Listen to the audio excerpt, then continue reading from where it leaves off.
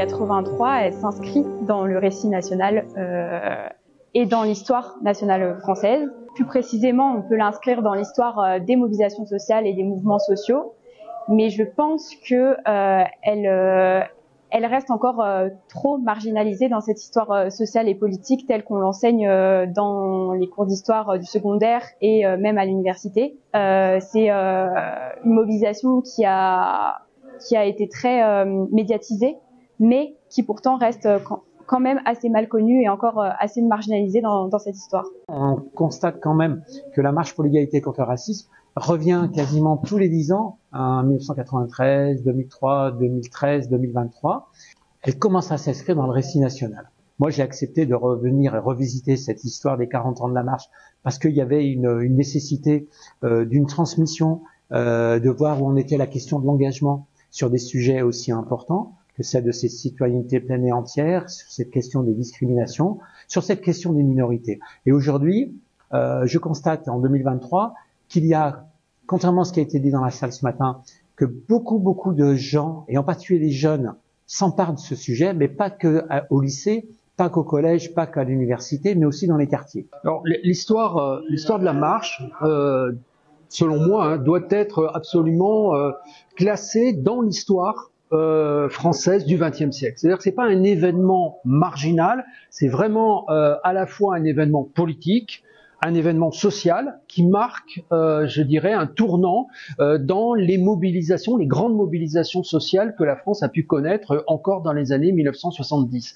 C'est-à-dire qu'en fait, cette lutte qui est portée par des gens d'origine immigrée marque aussi une sorte de révélateur de cette question immigrée dans les années 80. C'est-à-dire que jusque-là, les immigrés étaient quand même restés relativement discrets par rapport à ces mobilisations sociales. Bien là, ils entrent entre guillemets dans la lumière au bénéfice de la marche de 83.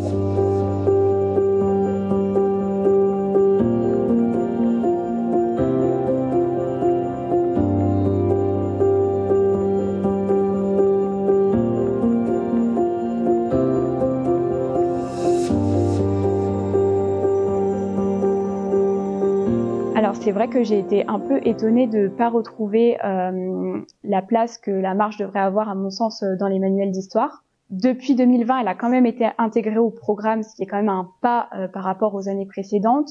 Mais c'est vrai que j'ai l'impression que dans certains manuels, les derniers travaux qui ont été menés autour de la marche et des mouvements associatifs de l'immigration ne sont pas vraiment pris en compte et qu'on ne questionne pas assez des termes comme le terme de beurre, le terme de première génération et de deuxième génération.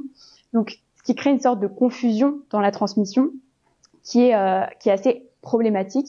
Je pense que c'est tout simplement l'absence d'une politique ambitieuse dans les programmes scolaires et puis qui témoigne aussi de l'absence d'une politique ambitieuse plus largement dans les quartiers populaires, qui fait que la situation a avancé mais n'a pas forcément évolué en termes de conditions aussi de vie des populations de certains quartiers depuis les années 80. Est-ce qu'il y a eu vraiment une transmission de l'histoire de cette marche? Je pense qu'il y a encore beaucoup de travail à faire. Alors, on voit que timidement ça s'ouvre dans les manuels scolaires, ce qui est très bien en soi, mais je pense qu'on peut aller beaucoup plus loin. C'est-à-dire, encore une fois, restituer cette histoire de la marche dans les mutations, les transformations sociales, voire sociologiques de la France des années 80. Donc de ce point de vue-là, je pense que ça peut être un beau sujet, notamment pour des lycéens, de réfléchir aux transmissions de valeurs et ce qu'est la citoyenneté aujourd'hui, dans lesquelles il y a vraiment un fondement qui a été porté par la marche de 83. On sent qu'il y a quelque chose qui est en train de cheminer.